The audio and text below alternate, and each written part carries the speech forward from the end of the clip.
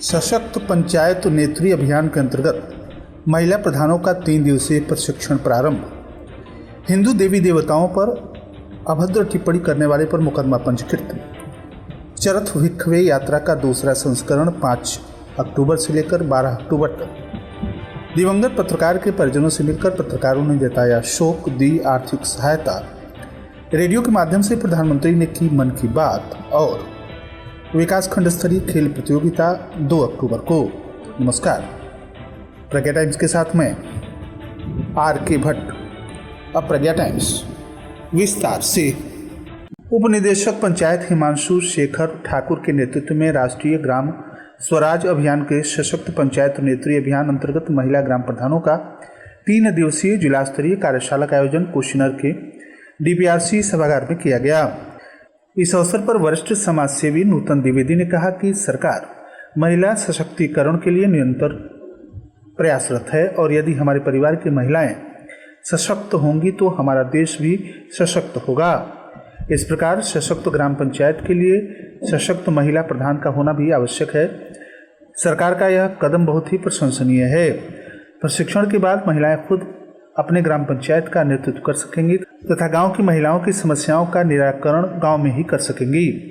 प्रबंधक DPRC ने कहा कि ग्राम पंचायत को महिला हितैषी बनाया जाना है। ग्राम सभा में इस उद्देश्य को ध्यान में रखकर योजना तैयार की जा रही है। DPRC सह प्रबंधक ब्रजेश नाथ तिवारी ने गरीबी उन्मूलन, स्वास्थ्य, शिक्षा, स्वच्छता, जल संरक्षण, महिला हितैषी योजनाओं को लेकर विस्तार से जानकारी दी। प्रशिक्षक विभा पांडे ने खेल के माध्यम से नेतृत्व क्षमता के विकास को समझाया। जेंडर और संचार के बारे में महिला प्रधानों को जानकारी दी। प्रशिक्षक अजीत तिवारी ने कहा कि महिला प्रधानों के स्वयं नेतृत्व करने से मनरेगा, आवास योजना और ग्राम स्वराज योजना जैसी विभिन्न योजनाओं का बेहतर क्रियान्वयन होगा। पंचायती राज व्यवस्था, ग्राम सभा, ग्राम पंचायत का गठन और प्रधान की भूमिका जैसे महत्वपूर्ण विषयों पर भी चर्चा की गई। ADO पंचायत श्रीमती उषा कुशवाहा ने बताया कि महिला ग्राम प्रधानों को अपने अधिकारों और दायित्वों की बेहतर समझ विकसित हुई है। ब्रजेश तिवारी DPRC प्रबंधक ने सभी के प्रति आभार व्यक्त किया। इस अवसर पर अंजलि देवी, स्नेहलता सिंह, नीलू सिंह, अलका खरवार, शोभा चौरसिया, तेतरी देवी, सरिता सिंह, हरिपाल यादव, विनय पांडे, राजनंदिनी सिंह, आनंद स्वरूप तिवारी सहित बड़ी संख्या में महिला ग्राम प्रधान उपस्थित रहीं। हिंदू देवी देवताओं पर अभद्र टिप्पणी करने वाले अवध किशोर गुप्ता पर पुलिस ने BNS की धारा 196(2), 299, 353 और धारा 67 में मुकदमा दर्ज कर जांच की कार्रवाई शुरू कर दी है। मिल रही जानकारी के अनुसार कमलेश कुमार पुत्र पिंटू तिवारी, महाराणा प्रताप नगर, वार्ड नंबर 6, पटौना निवासी ने अवध किशोर गुप्त पुत्र हुकुम शाह निवासी अम्बे चौक, थाना कोतवाली, पटौना के विरुद्ध प्रार्थना पत्र देते हुए बताया कि उक्त के द्वारा सोशल मीडिया पर हिंदू देवी देवताओं के विरुद्ध अत्यंत ही घृणित टिप्पणी की गई है। उन्होंने अपने प्रार्थना पत्र में इस बात का जिक्र किया कि अवध किशोर गुप्ता के द्वारा अपने फेसबुक पेज पर हिंदू देवी देवताओं के विरुद्ध अपमानजनक टिप्पणी करने के कारण हमारी धार्मिक भावनाएं आहत हुई हैं और कभी भी मोहल्ले का सौहार्द बिगड़ सकता है। उन्होंने पुलिस प्रशासन से अनुरोध किया कि उक्त के विरुद्ध सुसंगत धाराओं में मुकदमा पंजीकृत करते हुए आवश्यक वैधानिक कार्रवाई की जाए। उक्त प्रार्थना पत्र के संदर्भ में पुलिस ने BNS की धारा 196(2), 299, 353 और धारा 67 में मुकदमा दर्ज कर जांच की कार्रवाई प्रारंभ कर दी है। चरथ भिक्षवे यात्रा का दूसरा संस्करण 5 से लेकर 12 अक्टूबर 2025 को होने जा रहा है। अब की यह यात्रा रोहिन नदी के किनारे किनारे हो रही है। यह जानकारी चरथ भिक्षवे यात्रा के संयोजक और बनारस हिंदू विश्वविद्यालय के हिंदी विभाग के पूर्व विभागाध्यक्ष प्रोफेसर सदानंद शाही ने दी है। उन्होंने यह जानकारी देते हुए बताया कि यह यात्रा रोहिन नदी के किनारे ही क्यों, चूंकि रोहिन नदी का बुद्ध के जीवन से गहरा संबंध है। बुद्ध के वैराग्य के मूल में रोहिन नदी के जल को लेकर शाक्य और कोलीय लोगों के बीच होता आया विवाद था। पाली ग्रंथों में इसके प्रमाण मौजूद हैं, जिसके आधार पर बाबा साहेब भीमराव अम्बेडकर और धर्मानंद कोसंबी जैसे बौद्ध साहित्य के अध्येताओं ने बुद्ध के वैराग्य के मूल में रोहिन नदी जल विवाद को कारण माना है। इस बात की चर्चा बिहार की नदियां किताब में हवलदार त्रिपाठी सहृदय ने की है। रोहिन नामक नदी भी राप्ती से ही मिलती है। इसका उद्गम स्थल बुटवल के उत्तर तानसिंह स्थान के पास स्थित है। कोलियों तथा कपिलवस्तु वालों के बीच इसी रोहिन पानी के लिए झगड़ा हो गया, जिसका पंचायत भगवान बुद्ध ने किया था। भगवान बुद्ध ने युद्ध की जगह संवाद को वरीयता देने का पहला प्रयोग रोहिन के लिए किया। रोहिन के किनारे चलने की वजह तो बुद्ध के महाविनिष्क्रमण के पीछे की इस सच्चाई को जानना और इसे लोगों तक पहुंचाना है। दूसरी बात यह कि नदियों के द्वारा बुद्ध के रिश्ते को समझना भी हमारा उद्देश्य है। प्रोफेसर शाही ने बताया कि भारत नदियों का देश है। हजारों नदियां इस देश को रूप देती हैं। इस यात्रा में हम नामालूम सी नदी रोहिन, जो न केवल बुद्ध से बल्कि हमारे निकटतम पड़ोसी नेपाल से भी हमें जोड़ती है, का हाल जान सकेंगे। प्रोफेसर शाही ने कहा कि कार्यक्रम 5 अक्टूबर 2025 को लुम्बिनी से रूपंदेही रोहिन नदी के मुहाने पर कविता पाठ के साथ शुभारंभ होगा। पश्चात भ्रमण देवदह में बौद्ध स्थल, पाकड़ी वृक्ष, भवानीपुर, कन्यामाई, बैरीमाई मंदिर, मंगला पुष्करणी तक होता।